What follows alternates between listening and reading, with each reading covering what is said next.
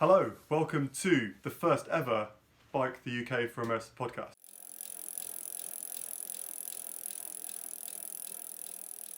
The trips, both from the UK organisation and the US organisation, have always been about the personalities, the people, the shared experiences.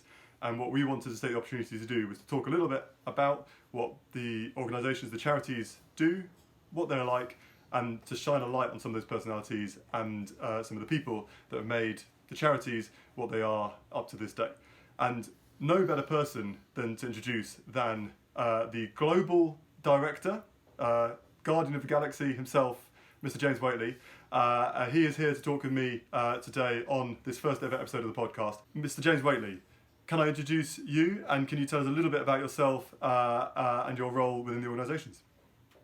Absolutely, yeah. Wow, what an intro that was. I can't say I've ever been called Guardian of the Galaxy before, but I'll take it. Yeah, thank you, Felix. I'm excited. This is going to be something new for us, something exciting, and a way to reach you all out there as our alumni and family and friends of Bike the UK and Bike the US for MS. A little bit about me then. So, I've been involved with Bike the US for MS since 2012. When I went out to America and did a solo tour across the US, met up with the organisation there. And that ride wasn't Bike the US from us, you were out riding yourself? That's right. Yeah, that's right. I was actually just, I was a 19-year-old, no idea what I was doing with cycling, got flat tyres my tyre blew out within about 2 or 3 days of the trip, really was very green to the idea of cycling across America. Bumped into Bike US for MS out there. Even more fresh-faced than you are now, you mean? Somehow indeed. Somehow that was nearly 11 years ago, and I still look about as much of a child as I did then. And apart from an excuse for two increasingly old men to have a ramble on, why now? Why is this a chance? Why have we started having these conversations? Why have we started a podcast to talk about Bike the UK from us? Wow, it feels like a big occasion. Well, firstly, Felix, you are starting with Bike the UK. I say starting with Bike the UK from us. You've been involved since we first started in 2014. Think of it like you're doing a full circle, Mr. Galaxy. Exactly. Yeah, from original rider in 2014, weren't you, and then route leader 2 years later, to board member and trustee for about 4 years until life and children took over, and then returning now as a full-time employee of Bike UK from us. So it just seemed like a really exciting time to just share our stories and start talking a bit more about what we do as an organisation, and just as I say, it seemed like a great time, and we're excited. I'm excited to see what the future brings, and of course there's a change for me as well. I think some of you will know me as having been running the UK organisation for quite some time, alongside my colleague Cassie in the US.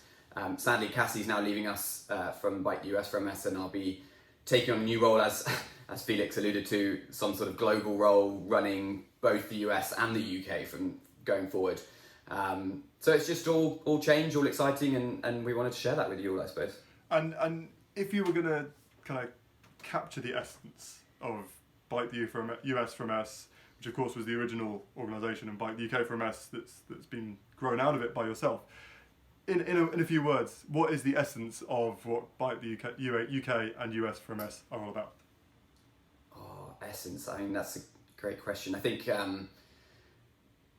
there's always been a kind of a family feel to what we do. It's not just been a mass participation event where you're one of hundreds taking on these rides. Really, you're one of a small team making great friends as you travel the country, whether that's over multiple months in the US or a couple of weeks in the UK.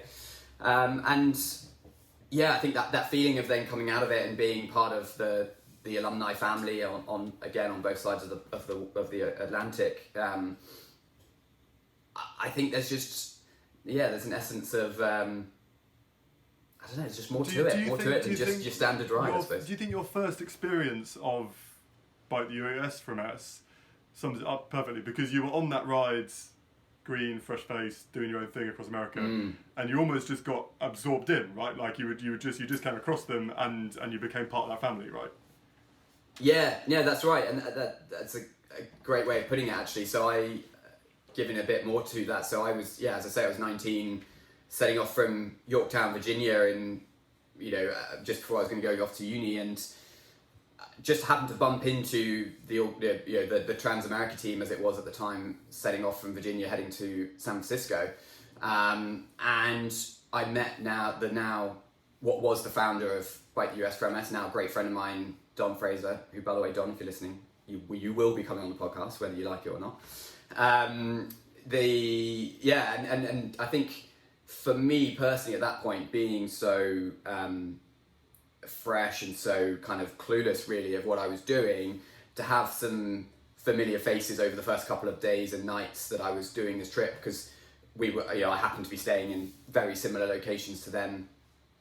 In fact, I always like to tell this little story of I'd set out originally to ride 50 miles a day, as I say, self-supported, carrying my gear, and I got to what had planned to be my overnight stop for the first time, and it was only like 1 o'clock, 2 o'clock or something, and I was like, I'm not done, I want to carry on, there's nothing around. I think it was a place called, I want to say like Charleston or something like that, I'm not sure. So I decided to carry on, and I called up one of the churches that you can stay at on the route. There's a load of churches and town halls and that kind of stuff that you can stay at. And he was like, "Oh, are you part of the bike group?" And I said, "Well, no, I think I know who you mean, but no, I'm not." And he was like, "Well, come along, there's loads of people here, just come and join us." And it turns out, So you think there's an element of providence, there was an element of fate that brought you together? 100%, yeah. Well, if I hadn't made that decision, really, when I was sat, by myself in Charleston, kind of not really convinced that this is where I wanted to stay, I wouldn't have carried on that 20 miles to, again, I can't remember the church that we stayed at, a little bit further, and then subsequently was able to sort of roughly stay with them over those first few days, ended up riding alongside them for a month, basically.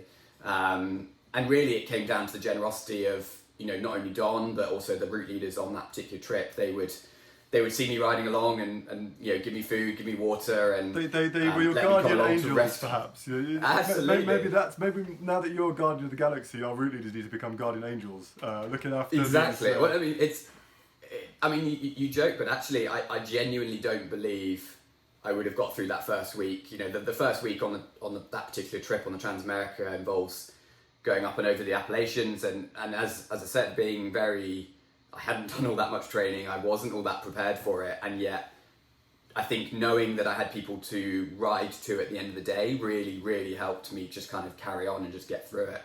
And there was one English guy on the team, and that also made a big difference, I think, just hearing a familiar voice and what have you.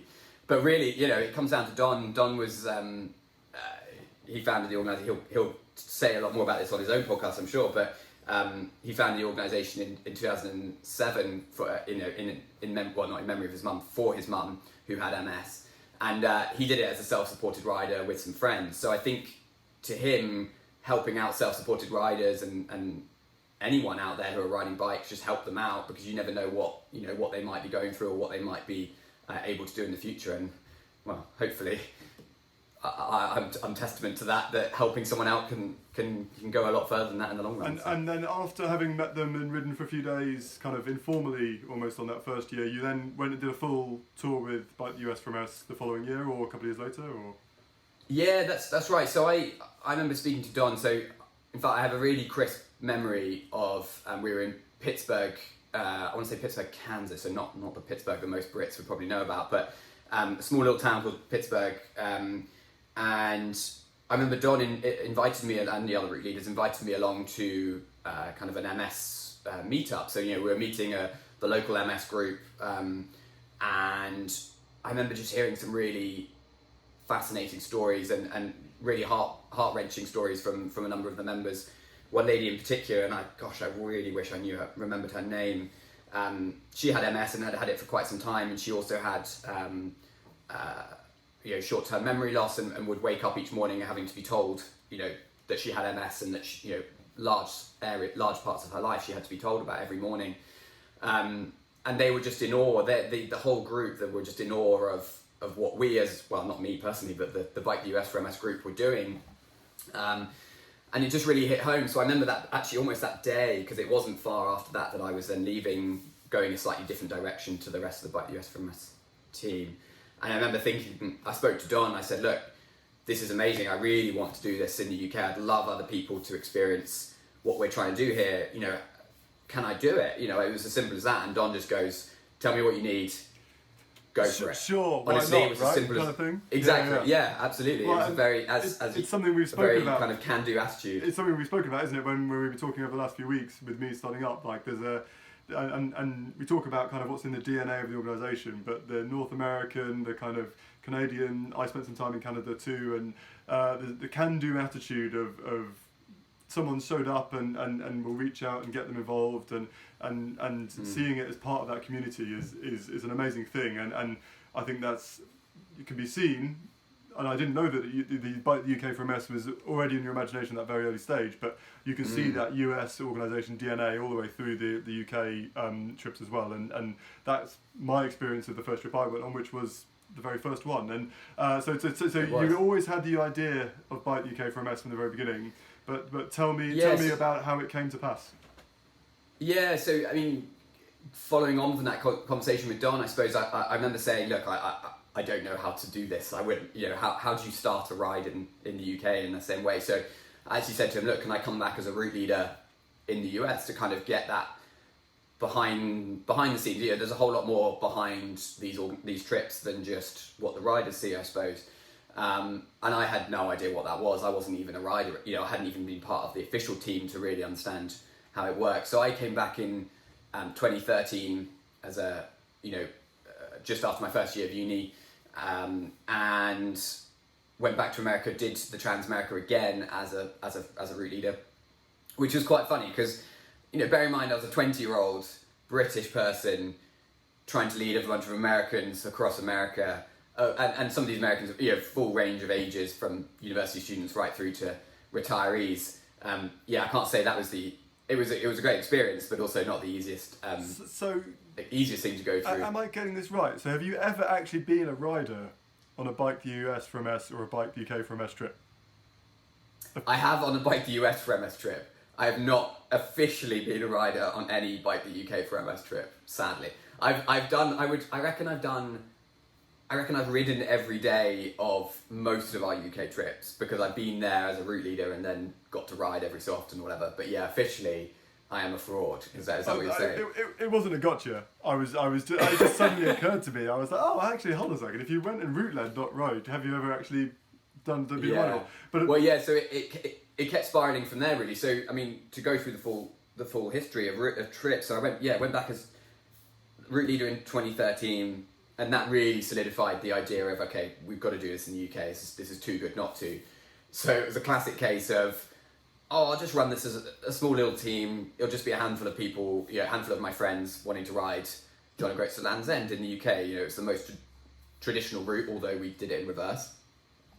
And then immediately, as soon as I told 2-3 friends, it became 4, became 5, and we ended up at 12 riders. And suddenly, I actually had to organise something a bit more serious than just a self-supported ride. And that was the first year, and you route led that one, organised that completely solo, right? Which is very different to how things run now. There's a team of route leaders normally, 3 or 4 people, but it was you and the van and us lunatics, right? Correct, and thankfully, as you said, you were all lunatics, but also all alumni or largely all alumni had done US rides before, or yourself, who I was confident would be fine to ride, along with a couple of other of your friends. And I think that really helped because we had one van, one route, just me as a route leader, brand new route, no idea really what we were doing, where we were going. I managed to leave my bike behind in Exeter one time, so I had to drive. I had to say, right, you're on your own. Do you remember when you were going over Dartmoor, second to last day? You were going up and over Dartmoor, and I just said, you're on your own, guys. I've left my bike behind, so I had to drive 2 hours back to go and get my bike we shouldn't own up to our route leading mistakes, James. I think those things are in the Felix, past and are best left there. We will be bringing up your ones later. Maybe not on this call, but certainly later on in our podcasting days. There'll be an interview of your bus stop antics. So then that first year, as you say, was very, very raw. It was very very basic, but actually I couldn't quite believe how smoothly it all went in reality. I think it helped having a very experienced team and you all knew what you were doing. But yeah, that was the 2014, and it just kept going really. We just kept, I think 2015 I went back out to America, and I don't know, or even, gosh, I don't know, I've lost track, but I've ended up riding, I rode the Great Divide mountain bike trail with Bike US for MS. That was a pretty phenomenal ride in 2016. And then been route leading, the Pacific Coast, the Southern Tier, parts of the Northern Tier as well. I did, not as a route leader, sorry, as a rider. I did sort of glacier onwards on the Northern Tier. So yeah, I've certainly done my fair share of trips. Whether I was riding or not is another thing. Well, and I know you like riding a bike, you're a cyclist, but it seems like you also really like route leading. You really like being in the van and supporting everyone, and having routed one of the trips myself here, there is something to be said, right, for that kind of that cyclic nature of going on a trip, enjoying and appreciating the support, like you said about your first trip in the US when you weren't even part of the team, and then feeding that back in and helping other people experience the same amazing things you've done, and all in support of people that maybe don't have the opportunity to enjoy those amazing experiences and that sense of adventure and riding on behalf of them. But if we look at the first year, 2014, so you're route leading the van on your own, apart from leaving your bike in Exeter, is there a specific standout memory that you say, okay, right, when I think of my first Bike the UK for MS trip back in 2014, I've had this dream for a number of years since I met Don in America of doing this trip. Is there a standout moment, standout memory that really encapsulates what that trip was all about for you? Yeah, well, apart from almost the entire team getting heat stroke, I think that is still a living memory of mine, but not the one I like to remember. In Scotland, right? Might in be Scotland, added, right? Like, correct. if we talk about Providence and you having the fortune of meeting the US trip, if you were going to get off on a good footing, like, the sunshine that week in Scotland, like, we were all getting kind of, not necessarily heat stroke, I don't think I ever quite got heat stroke, but it was... I don't think you did, but it a few was glorious, did, wasn't it? And it was a tailwind the whole way, and of course that's why North Coast 500, that was the best week of riding, right? Scotland is an amazing place to ride, and trips Absolutely. like North Coast 500, which there's two of this summer, have come about almost ever since that first trip was just so spectacularly sunny. Now, obviously, it's not always that sunny in Scotland, but it Yes. proved that it can be. So yeah, I'm looking for something apart from heat stroke. Yeah. Something that captures the trip. I don't think heat stroke was my memory, but No, certainly not. I particularly remember the moment, riding in. So I remember I parked up down in Land's End. So as I said, we did north to south on that particular year.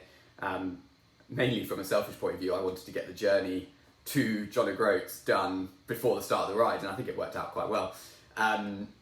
And I remember riding, so I parked up down in Land's End, and if anyone's been to Land's End before, there's a big arch or sort of a gated entranceway, and then a big arch with Land's End on there. And I remember parking up and riding back to meet you all, and I just remember riding in with you, filming, and just being in, like, I wouldn't go as far as crying, and my euphoria. my fiance Abby. Euphoria. Yeah, my fiance Abby will say I never cry, but it was that feeling of that overwhelming kind of, man, we made it, and I think that does come from route leading for me. I think it's the idea of, completing a challenge as extreme as that for a lot of people who, maybe, your year was a slightly exceptional one in that everyone had done similar-ish trips before, but since then we've had riders and trips that have included vast number of riders who would never even consider riding a bike for a week, 2 weeks, 3 weeks, or in the US, months.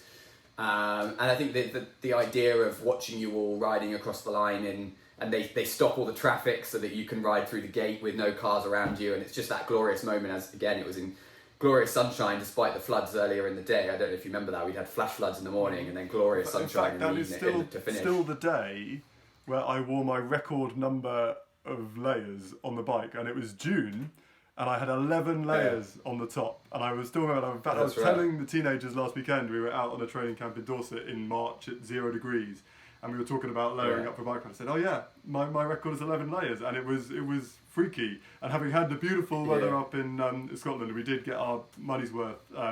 Once we passed Glastonbury, I seem to remember that we got. That's right. Yeah. I remember it was 11. I remember it very vividly. It was 11 straight days of just pure sunshine. So I can only apologise to all of you that have done end to end again since then and had miserable weather or headwinds or whatever, because I'm afraid the first year was glorious. But we got them all already. Yeah, well, exactly. And so my memory of that trip comes a little earlier, and like I said, obviously there's countless, and I'm sure you and I could talk all day about the different days, and I can remember each one almost specifically, bit by bit. But I would say one of the things that stuck with me was that it would have been on day 3 or 4, and we were just riding back past through Inverness just before Loch Ness. I think that was one of the standout days overall for everyone. And early in the morning, one of my mates that was on the trip, Alberto, one defining feature of Alberto and his cycling is the need to find coffee. And in the morning, there was no coffee available. And so he and I set off on a mission, and we rode the first part of the day, head down, serious riding to find some form of caffeine to cheer up Alberto. And we stopped by, at the end of the Caledonian Canal, there's this little lockkeeper's house. And we stopped by, we were taking some photos, and this little old woman pops out from the lockkeeper's house, and she goes, "Oh, what are you doing?" And we had our jerseys on, and we explained about Bike UK for MS and what we're doing. And she invited us in for a coffee, and Alberto was suddenly pleased as punch because he'd just had a coffee, and now he's having a second coffee, and it was even better. But we were shocked, right? Coming from a world, a society where actually just inviting someone unannounced into your house, we hear all this stuff about, oh, we hate cyclists, and here was this person with no affiliation, a bit like you were saying, no direct affiliation with the group, suddenly kind of buying in, and we were able to explain why we were riding and give our story, and that's one of the things that always hung with me, was that actually you're doing something that is really kind of easy for people to engage with, and people can kind of really identify with it, even if they've never heard of multiple sclerosis, or if they've never ridden a bike or anything else. They can understand that kind of that sense of community, that sense of giving, and so that's one of my abiding memories, plus all of the climbs and descents and all the other stuff that we did, was how it can very easily permeate out into society, and I'm incredibly proud of every little bit we did as we went along, because of course all the way since the US trips, linking in with people who are suffering with multiple sclerosis, those with the condition, and also groups that are involved with supporting those people, has been a big part of what the trips are about, right? And so in the US, you've described tales of actively going and fixing up someone's porch with a ramp or something like that. In the UK, it works a little bit differently, right? Often that work is through links up with the MS societies and the regional branches, right? Yeah, that's right. And firstly, I want to jump back to what you just said, which is the level of kind of unknown engagement, I suppose, with the local communities as you ride through is still to this day amazes me. You know, I've had occasions when, well, on that very first trip I ever did, where I would be in a restaurant having lunch, whatever, and someone would see my bike, I assume, outside, and I'd go up to pay my bill, and it had been paid for, and they didn't tell me, they never came up to me, they never talked to me, they never said anything. They just saw, I guess, a 19-year-old little child trying to ride across America, you know, trying to ride their bike fully loaded. And I think that permeates out even when we do have team trips and groups, and as you said, is you unfortunately hear the worst often in the media and the news about cycling or whatever, but actually what we're trying to do can often hit home to people, and there are lovely people in this world that will do anything to help you when you're out there on the ride, and I think that's very well put, Felix, well worth mentioning. Not only are you a guardian of the galaxy, you are a champion of cyclists worldwide. I'll do my best to be. I can't say I do a very good job of it, but I certainly try and get people into cycling. You know, I mean, that's what our trips are about. We're trying to run events for people that, you know, would maybe otherwise never even consider, as I said before, riding their bikes for 2 weeks, and take on a challenge for those with MS. But you made the idea of you know, what we're trying to do while out on the road. Obviously, the biggest part of that is the idea of taking on the route, taking on the challenge of the ride, but also stopping off along the way and trying to build awareness of MS and or raise awareness for MS, I should say, and not only publicly but also within the team, because we have a lot of riders who take on our trips have no connection to MS whatsoever. They're doing it because they want to ride from the 3 days from sea to sea, or the 8 days around North Coast 500, but they learn as we go kind of more about MS. Maybe there's members within the team who have MS, or we're meeting MS groups along the way, who we're very grateful, and very privileged to be able to then go on and support with some of our fundraising that the riders have done. As you said, in the US, we've gone through years of service projects where on rest days, the teams would go along to, whether it's people's houses, as you said, and help build a ramp for them or paint their houses. I remember there have been numerous times when I've been up on people's roofs, clearing out people's gutters and doing the the gardening or the yard work if you're American, and that really hits home to me, I think. And again, I was invited to do the service projects in that very first year when I wasn't even part of the team. And I think that really hit home to me of just like, this is more than just a bike ride. This is more than just a holiday. This is about, the community and just getting out there and telling people what we're doing. I suppose that's a big part of what we're trying to do here, aren't we, Felix? The podcast is getting out there and telling people what we're doing, just in a slightly different way. As you said, in the UK, the way we try to translate the idea of service projects in the US wasn't quite as easy in the UK. So we've ended up partnering with the MS Society and making sure that the funds that we raise go to chosen local groups across the country.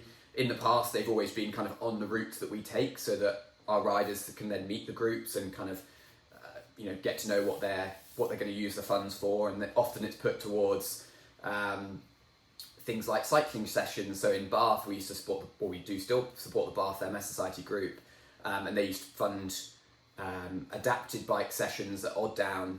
Felix, you'll know it well. You used to work there. Far too much time in the cafe at Odd Down. Correct. Yeah, exactly. And standing in the rain at Odd Down. Alberto would be proud.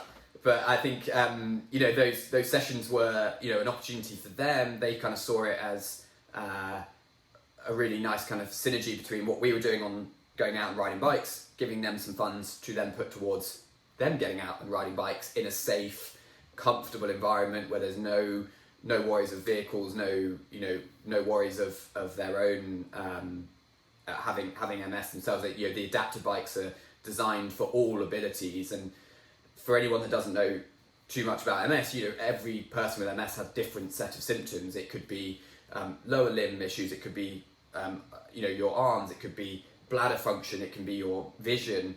And the idea with these sessions in particular in Bath that we did, and we partnered with Wheels for All for this one. Now they're called something different now, aren't they? They were called All Cycle, and I think that might be their new branding. Okay. They've had a few recent permutations, but I think All Cycle is their current thing. Yeah. Great, yeah. And the idea with all the adapt bikes is that whatever your level of ability is, you can ride a bike that suits you. Right down to I still have a vivid memory of a couple of years into our trips.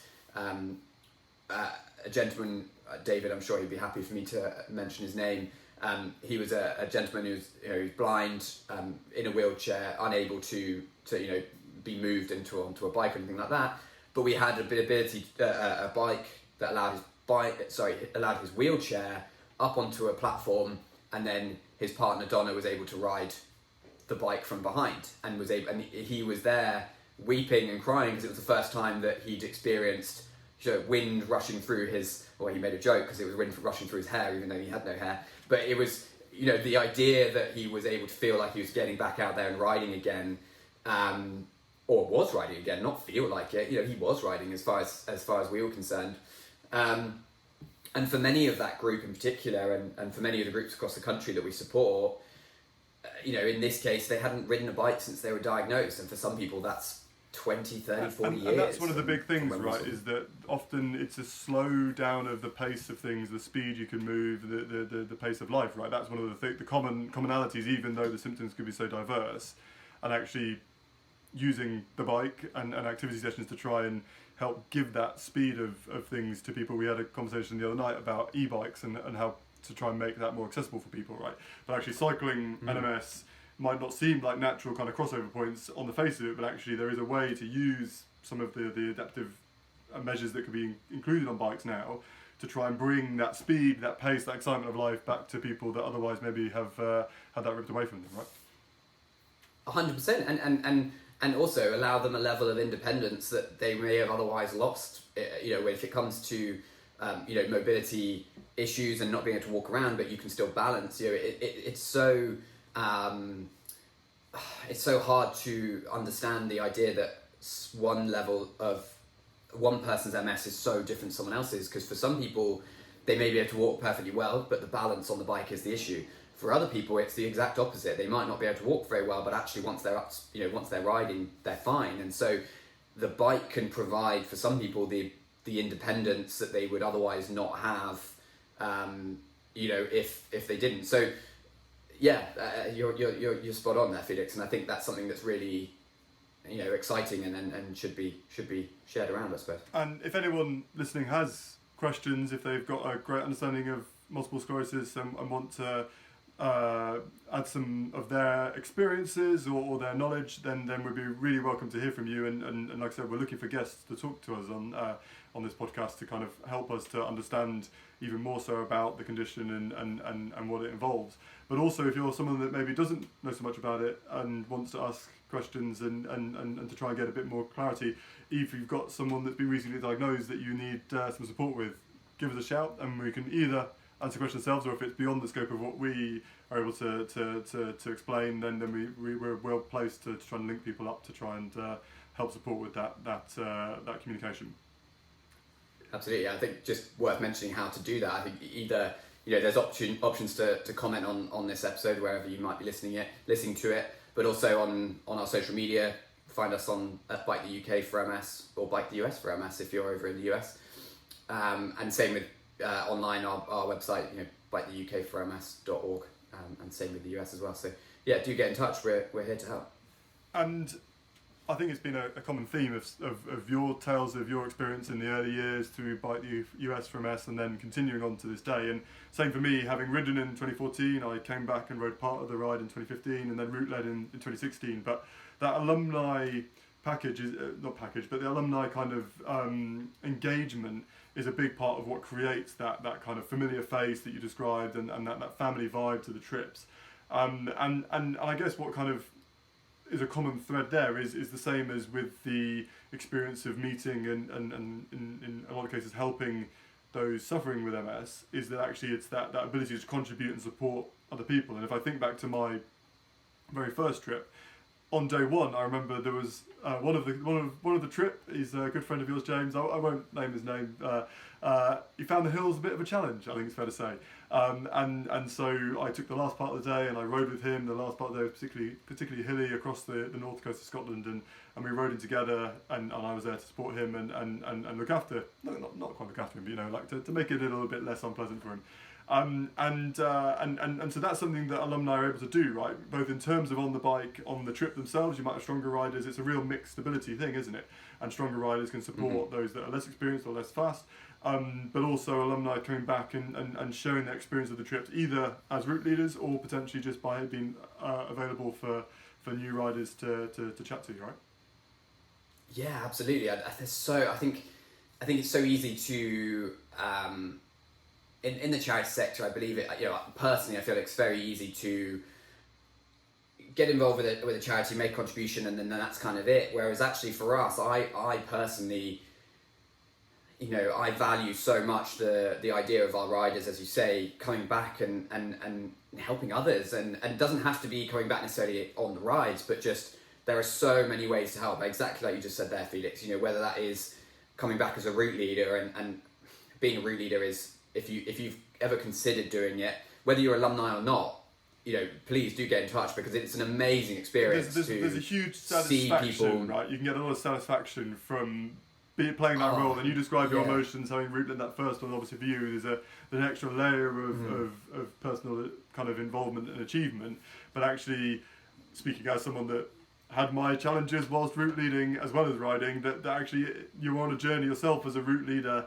And there is a real satisfaction and a sense of accomplishment for having reached the end of that. And actually, we won't talk about the less successful moments of my route leading, but I continue to take satisfaction from the parking job I did to get that massive van into the car park down at Penzance on a summer's afternoon, and I got it in a regulation space, and it took about 4,000 forwards backwards.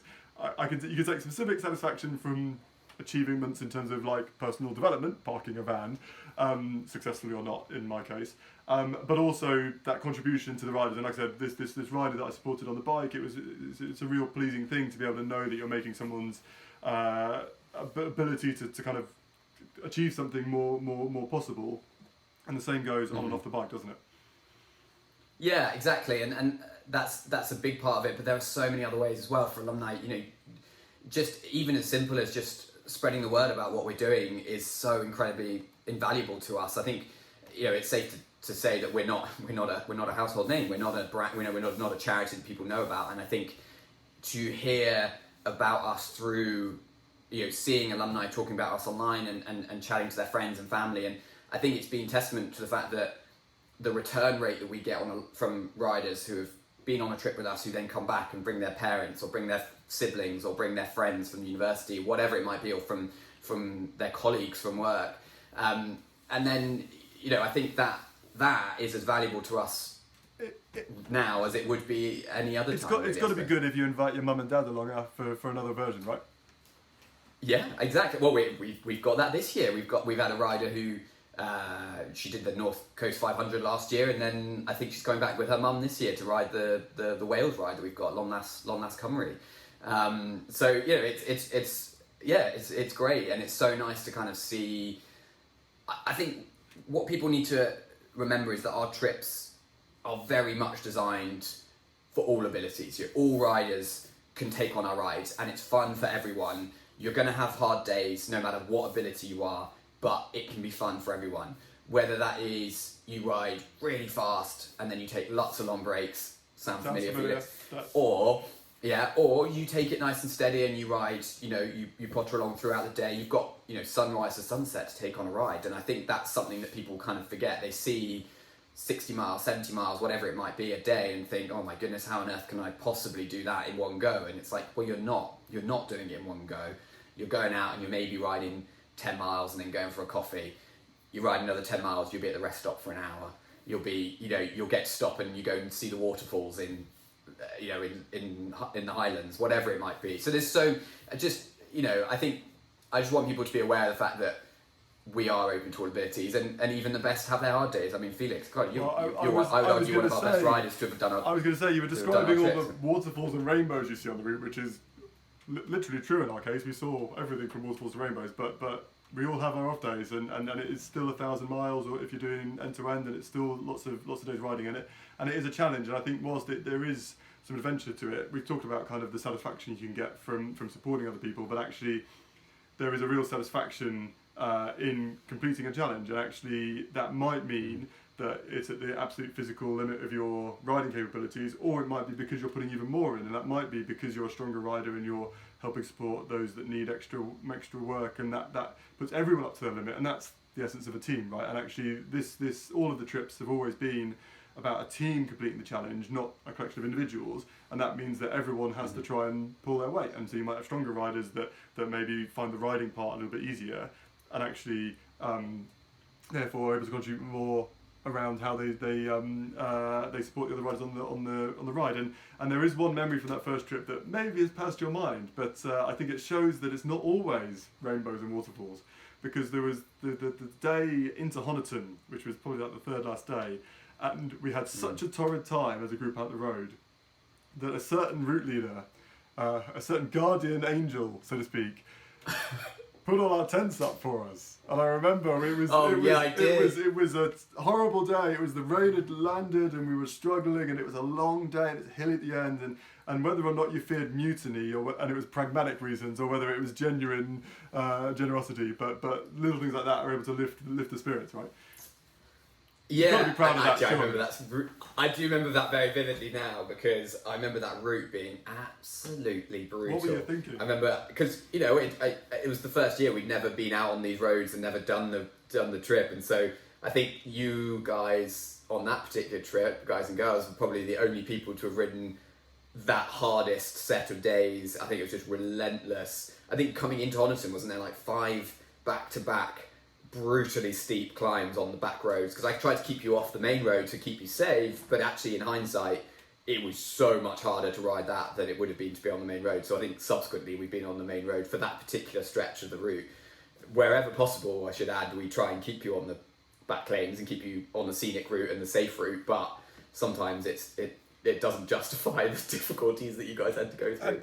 And we've spoken, you mentioned previously about how that in the early days of Bike the UK for MS, it was all very green, very new, and I think you used the word we didn't know what we were doing or something like that, which I don't think is necessarily an endorsement of things, but things have changed, right? How has Bike the UK for MS changed in the 9 years since that first trip in terms of your perspective on it as being there from the very beginning, but also what the riders would have experienced on the trips in the recent years?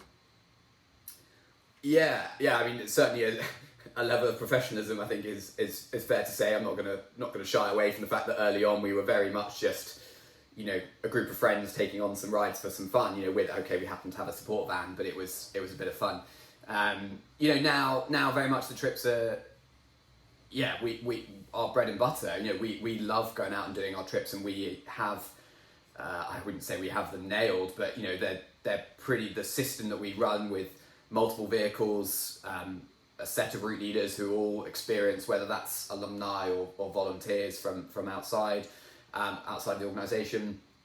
All of our overnights now, it's a mixture, depends on the trip, and also since COVID we had to take a step back to just being camping and being outdoors so that we were keeping everyone safe when the year that we were able to start riding again. But we get a lot of amazing, really phenomenal hosts that let us stay in their churches, in their town halls in the UK, community centres, that kind of stuff. And also rugby clubs, I should add, sports clubs often let us, put our tents up on their pitches or around the edge. And just a real camaraderie around these teams that come together in the months leading up to the trip, and everyone will be put into a WhatsApp group, and who doesn't love more WhatsApp groups these days? Put into a WhatsApp group to chat and prepare, and we've got your support, Felix, and our lovely colleague Ella as well, who shout out to Ella, she's an absolute superstar, one of our placement students, who's in regular contact with our riders and helping them with their fundraising and that kind of stuff. So it's definitely taken a turn from, as I said, just kind of an idea of what I wanted and a bit of fun and getting out there and riding trips to, that is still very much at the core of what we're doing. We're still getting out there and riding trips and having a great time, an enjoyable time. But there's a step up from that with, meeting MS groups along the way, trying to really raise awareness of what we're doing out there and raising an awareness for MS. While still having a kind of that experience that we want people to then go on and tell their friends and share about. And I do just want to give a quick shout out, actually, going back a step to when I was saying about alumni, how they can get involved. You'll be amazed at what people can do to help us in ways that are not huge. We've got a volunteer at the moment who's running our TikTok account, for example. Shout out to Claire. Go and follow us on TikTok. It's brand new as of this week. I think she started putting out videos. Even just helping a couple of hours a week there. We've also got a chap called Salal who's helping us with some SEO work. There's, it might be that you guys don't necessarily have the ability to come back and ride with us again, and that's understandable. That's no problem. But you might be that you've got experience in other areas that you can come back and can offer, or even just being an ambassador for us in terms of supporting the riders in the preparation for the trip, because we well know that's one of the hardest bits, is having the confidence in the understanding of what's to come, and the riders and alumni can really help with that. We've had riders right from you, Felix, who I would argue is a very experienced, very good cyclist, right through to right through to complete beginners. And Nicole, shout out to Nicole as well. She's our colleague before you joined us, Felix. She admitted to me after having completed Land's End John O'Groats and come on and started working for us, or maybe it was John O'Groats Land's End, that she'd only done about 3 rides before she took on the trip. But she did it for her mum and for the MS community, because it meant a lot to her on a personal level. So I just love the bringing people together who would either never do a trip like this in the first place, or maybe would never do it for MS and have no idea what MS is, but maybe start to learn a lot more about it, or they're doing it because they have a direct connection and they've got MS themselves, or their loved ones have, and it just, everyone can come together and still have an amazing time no matter what your ability is. You're not feeling under pressure to keep up with other people or, you know, make sure other people are having a good time. It's very much, you know, your ride it your way. We're just going to be there to support you and facilitate that experience for you, I suppose. Tremendous. Right, so before we've got a few minutes left, and what I'm going to do is I've got a few questions that I'm going to fire at you. I'm looking for quick fire answers because both you and I like to talk. And that's why we both come up with I'm not good at quick fire. We've both come up with the idea of running a podcast because all we want to do is talk about, and your passion for it comes through, right? That's why I think it's so important that we have this opportunity to hear from people like yourself. And there's a whole range of alumni that are incredibly passionate about Bike UK and the US for MS and what it's all about. So here's some quick fire questions, looking for some short answers, and do your best to. I'll keep the questions short. And I know, yeah, I'm putting you on the spot here, and I didn't tell you this is coming, so brace yourself. So if you could do any one UK or US routes this year, if you could do it as a rider, which one? North Coast 500, hands down, spectacular route. Yeah, cool. Easy as that. Best ever rest stop, so not a night stop, best ever rest stop.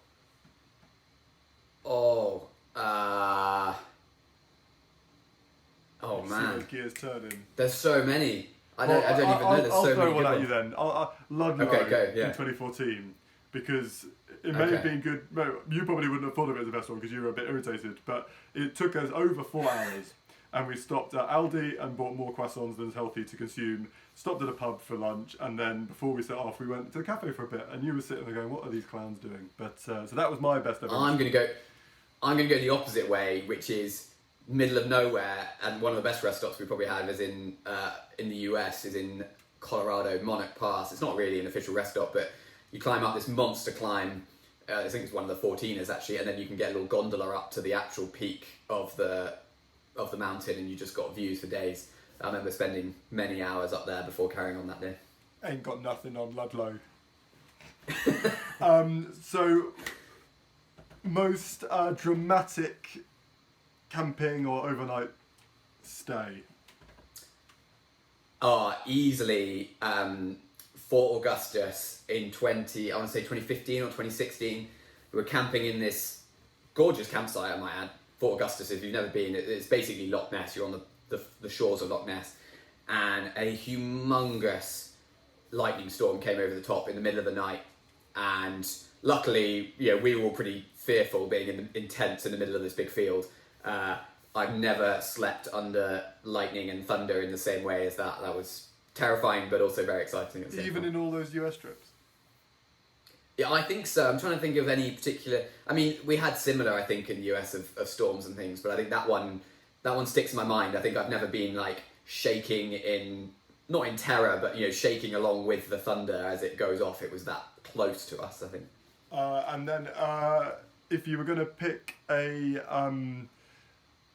single alumni to put on this podcast in the next episodes, who would you want to be if you could have a chat with one alumni from the UK trips? If you could choose an alumni, which one? Okay, from the UK. I was going to say otherwise. I would say Don, but we're going to make Don come on one anyway. Oh gosh, do you know what? I really want to have a conversation with a gentleman called Mark Sinclair. If you're listening to this, I know we've had various discussions, but his history is incredible. He's one of the.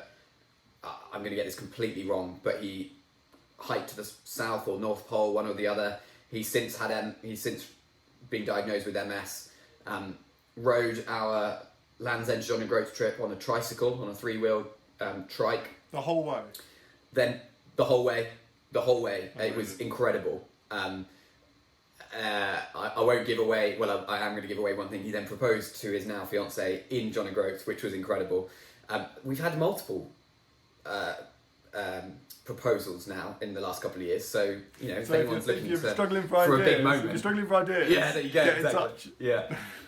And then Mark has since gone on to so that unfortunately turned out to be his last trip where he was able to ride a trike, because he's since sort of felt like that was his last step with his leg mobility. He has since gone on to, I believe, buy a racing wheelchair and is doing marathons now and all sorts, and actually has discussed coming back to try and ride a C2C with us, a 3-day ride that we run on his hand bike or racing bike. So watch the space. Yeah, maybe we can get Mark on. Mark, I'll reach out to you. That's consider that a shout out, and we'll see what we can do. And I just want to hear his backstory, his adventurous backstory. Even pre-MS is incredible. So the is it Ralph Fiennes, the adventurer? Is that right? Oh, I think it was the wrong person. Yeah. Ralph Fiennes. I lose track.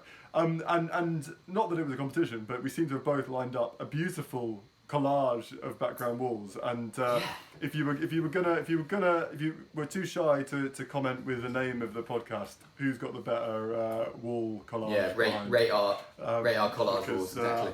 Not that I've chosen my spot specifically, but I have moved all the furniture around in my house to try and find a spot with a decent. This is about as much cycling as I'm allowed in this house. I have a designated section of the house. This is the cycling corner.